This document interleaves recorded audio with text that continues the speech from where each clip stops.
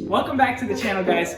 So we're going to Mississippi to pick up a CBR1000RR. Now this thing got hit pretty hard from the rear end. It's basically all rear end damage and a little bit cosmetics in the front and the sides. I'll show you guys all the auction photos here. This bike actually comes with a lot of accessory features if you want that when you get it from the factory. So I'm really excited to see what this bike has. Like, there's an optional quick shifter, there's optional wheelie control, I believe. So I'm really excited to see what accessories this bike has because those are pretty expensive and I'd really like those to be on the bike. Before I head out, guys, we got the glass in the Mustang, the rear glass and the quarter glass. So we're one step closer to putting the whole car together and it's ready for the spring ribbon.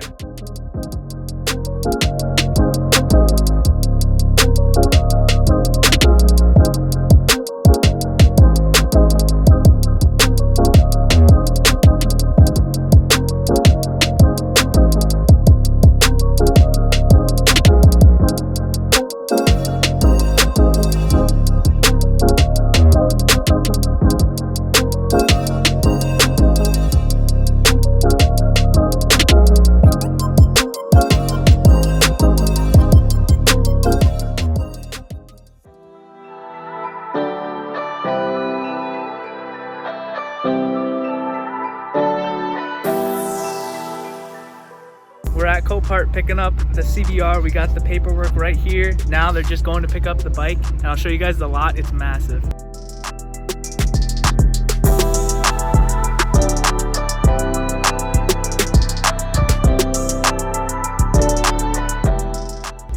at that, that's crazy.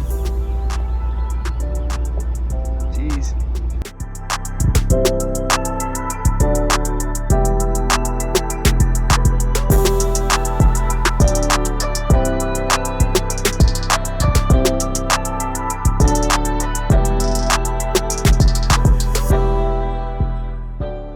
That's crazy. I've never seen a four-wheeler get loaded in like that.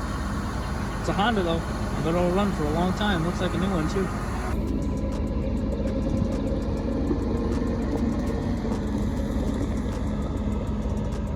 Here she comes, boys. Dang, this jacked up.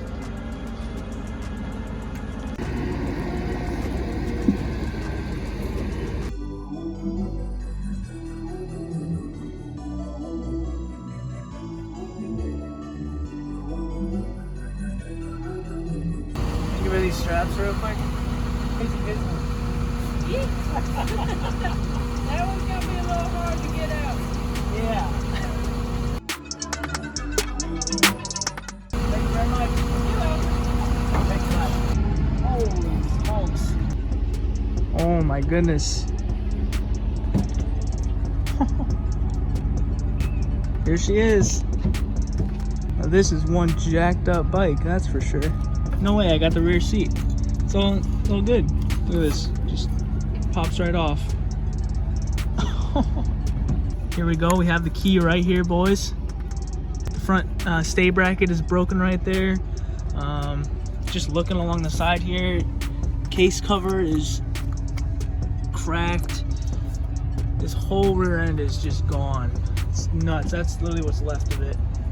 Wow. This side looks decent. There's a lot of scraping and a cracked case cover on this side. I'm excited to do this. I've never done this stuff before. Got a good shifter lever. Module, that's always good to see. You never want to lose these things. And the reason I bought this bike, guys, is because it says GOAT. Just wanted to be up there with the GOATs. The screen is perfect. No cracks, no nothing. This is an expensive piece. There you guys have it. It's in the truck. Now I'm going to tie it down, give you guys a little time lapse, and then we're going to head home.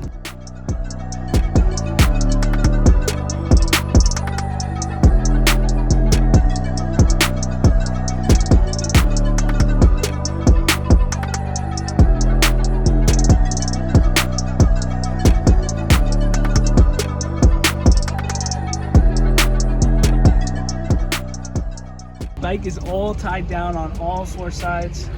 I even got some loose parts strapped up as well, like that exhaust, super loose.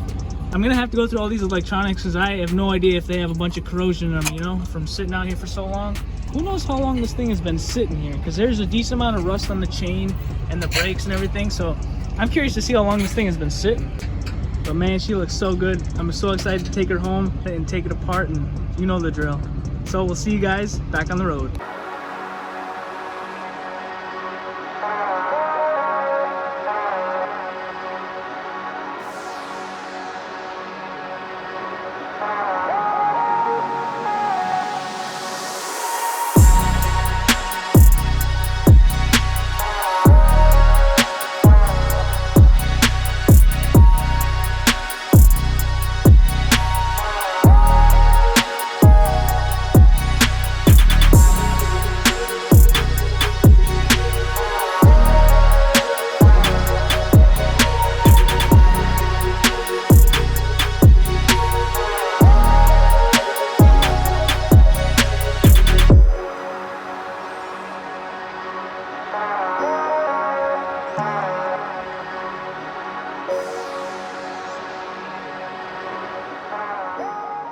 We made it back from Mississippi in the Ram 2500. First of all, this thing was pretty comfortable and it got really great gas mileage. So definitely recommend this truck if you guys are ever needing to go pick up some.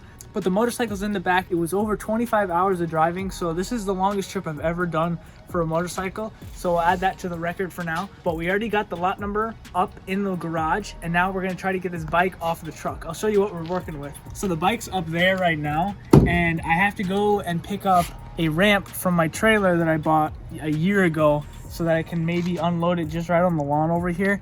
So it might be a long night, but I got to get that ramp and see if we can unload it that way. So I'm gonna get that ramp and we'll try to get this bike off. All right, I've acquired the ramp. Now it's time to go try and get that bike off, which will be a challenge. Seriously.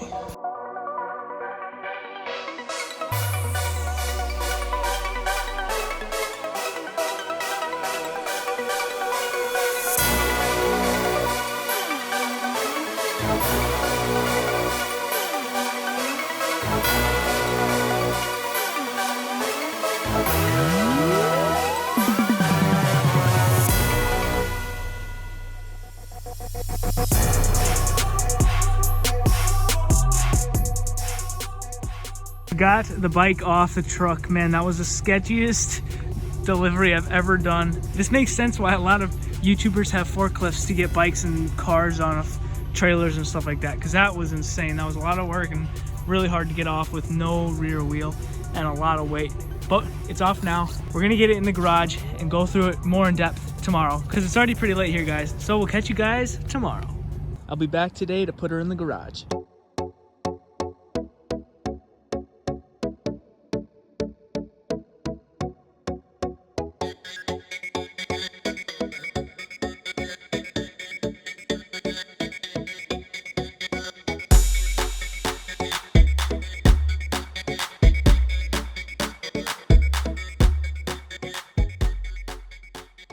Alright guys, next day here at the house, we're going to do a complete walk around of the bike. It's a 2019 CBR1000RR. Let's do a full walk around and show you guys the bits and pieces on this bike.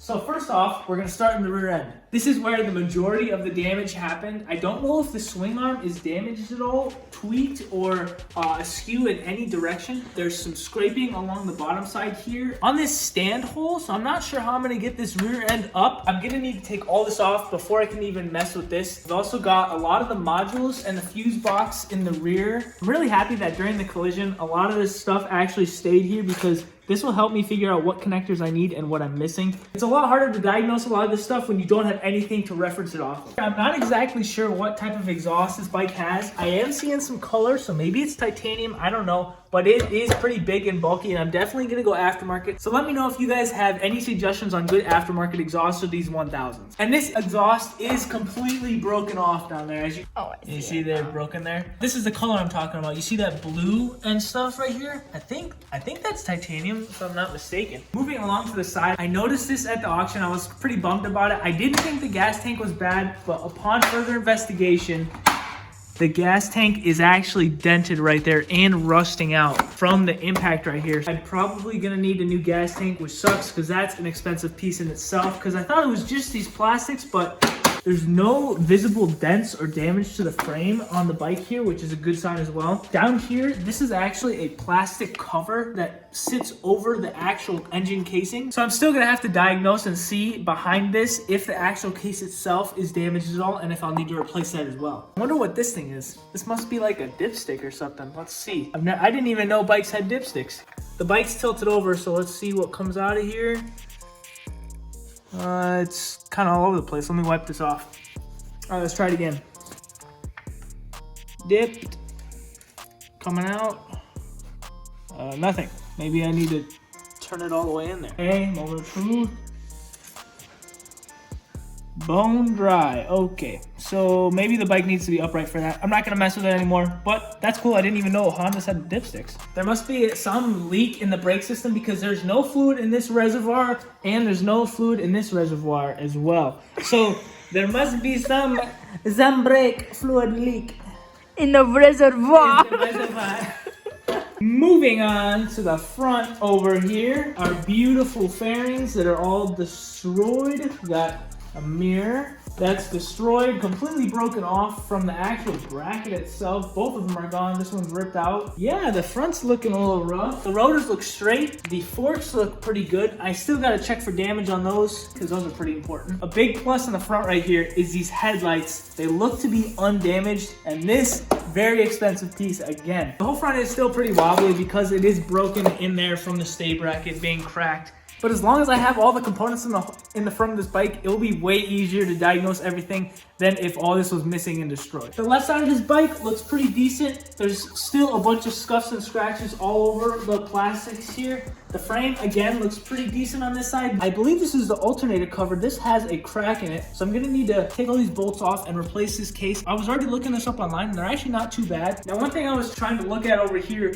was this little case right here next to the shifter. I don't know if this is for the quick shifter or not, so I still don't know if this bike has a quick shifter or not because the battery in the rear here is completely gone. It like got destroyed somehow. The way they actually jumped this thing to give an auction photo of how many miles it has, which we'll talk about in a second, is this is the negative and this is the positive cable. So they literally just put their jump pack to these, and that's how they got the screen to turn on and see if actually the bike would crank over, because in the report it says that this bike actually does run, which is a really good sign. Another amazing thing about this bike is it only has 900 miles on the odometer. That is insane for a 2019 to only have 900 miles, not even 1,000 on the odometer. That is so awesome. And from what I can tell, there are no visible cracks or dents in the frame all the way around, which is a very good sign, because if there was any damage in this frame, I definitely would be dropping this engine and switching that frame out for sure. You know what, guys? I actually have a jump pack, so I'm gonna go grab that and let's hook it up and see if this dash actually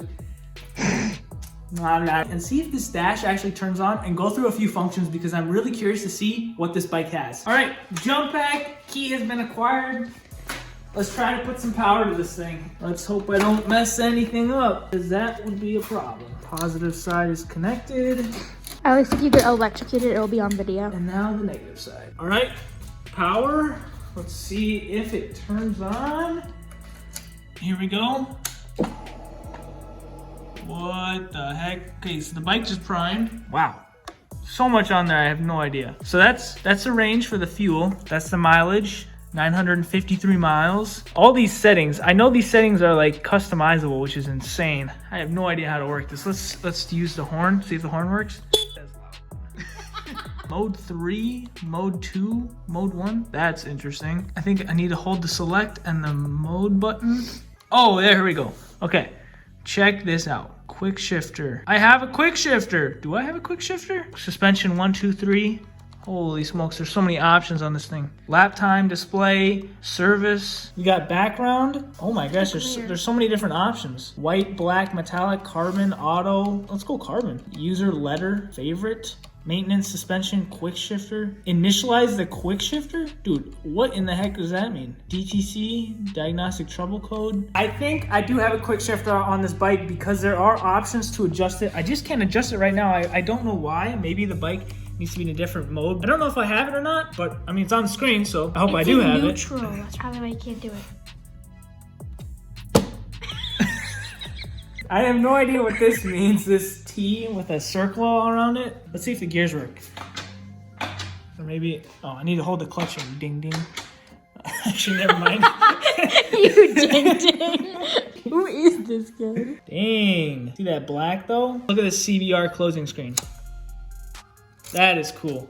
Honda, good job. Let's disconnect the power, and I gotta order a battery for this thing ASAP. Key works, obviously, for the gas tank. And what's interesting about this gas tank is actually, you can't see the level because it actually flows down and back here, which is why they actually give you that gauge on the bike, which I think is pretty awesome because that makes riding a lot more comfortable because you're like, oh, I've got this many miles, okay, I need to find a gas station. I'm super excited, guys, to be working on this. It's a beast of a bike, and I'm only just beginning to learn all about this thing. I can't wait to start diving into this bike, taking all these broken pieces off and replacing them so this bike can be driven once again.